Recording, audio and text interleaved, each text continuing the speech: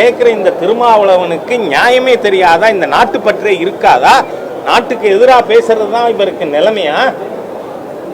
அது இவ்வளவு மோசமான சக்திகள் நாளைக்கு ஒரு கால் யுத்தம் வருமானால் இந்த தேசத்திற்கு எதிராக இவர்கள் நடப்பார்கள். எனவே அரசாங்கம் இப்பொழுதே இவர்களை கண்காணிப்பிலே வைக்க வேண்டும், அண்டர் சர்வைலன்ஸ். இல்லைன்னா நாட்டுக்கு ஆபத்தா போயிடுங்கிறத நான் தெரிவிக்க விரும்புகிறேன்.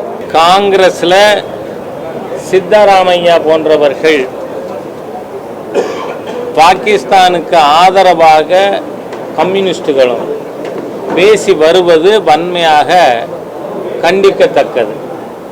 இதில் நீங்கள் பார்த்தீங்கன்னா இவங்கெல்லாம் சொல்கிறாங்க பாகிஸ்தானுக்கு எதிராக யுத்தம் கூடாது.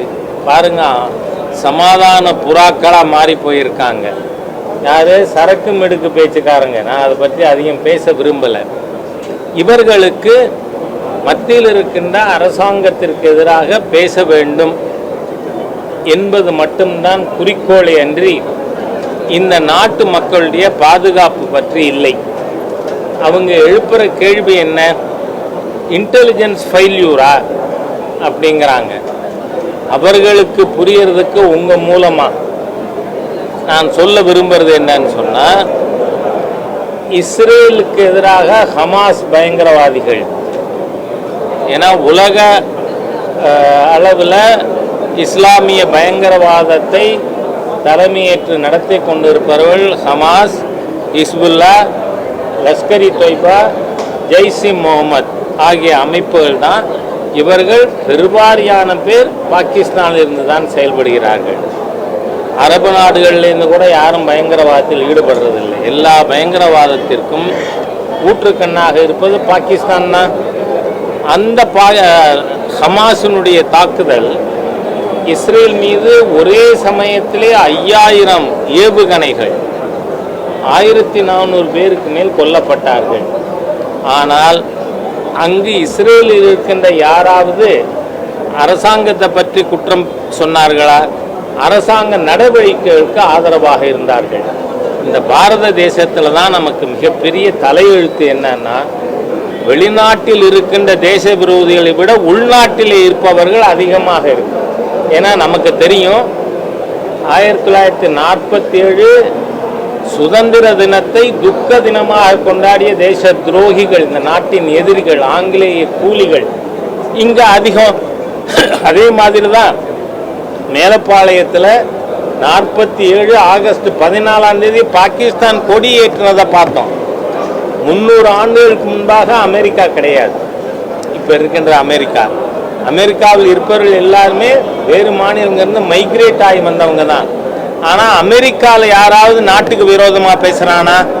இங்கே மாத்திரம் அந்த துரதிருஷ்டம். இந்த தேசத்துக்கு எதிராக பேசக்கூடிய இழிந்த ஜென்மங்கள் இந்த தேசத்திலே அதிகமாக இருக்கின்ற காரணத்தால் பாகிஸ்தான் போன்ற இந்திய விரோத கொள்கையை கொண்ட நாடுகளுக்கு சுலபமாகி போகிறது இங்கே தாக்குதல் நடத்த. அதனால இவர்களுக்கு நான் சொல்லிக் கொள்றது என்னன்னா,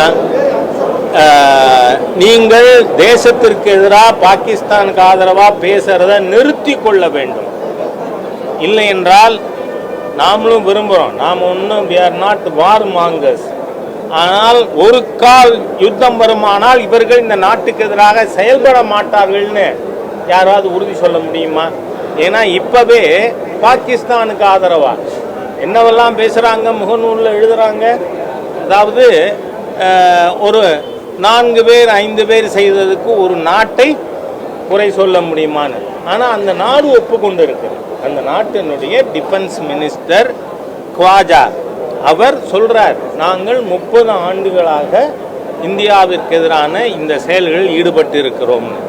அப்புறம் 2வது தொலைக்காட்சிகளில் எல்லாரும் நீங்கள் தான் அதுக்கெல்லாம் உதவிகரமாக இருக்கீங்க. அங்கு என்ன நடந்தது?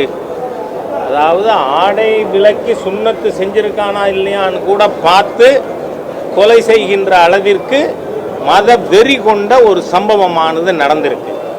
அதை நியாயப்படுத்தி நான் கேட்குற இந்த திருமாவளவனுக்கு நியாயமே தெரியாதா? இந்த நாட்டு பற்றே இருக்காதா? நாட்டுக்கு எதிராக பேசுறது தான் இவருக்கு நிலைமையா? அது இவ்வளவு மோசமான சக்திகள் நாளைக்கு ஒரு கால் யுத்தம் வருமானால் இந்த தேசத்திற்கு எதிராக இவர்கள் நடப்பார்கள். எனவே அரசாங்கம் இப்பொழுதே இவர்களை கண்காணிப்பிலே வைக்க வேண்டும், அண்டர் சர்வைலன்ஸ். இல்லைன்னா நாட்டுக்கு ஆபத்தா போயிடுங்கிறத நான் தெரிவிக்க விரும்புகிறேன்.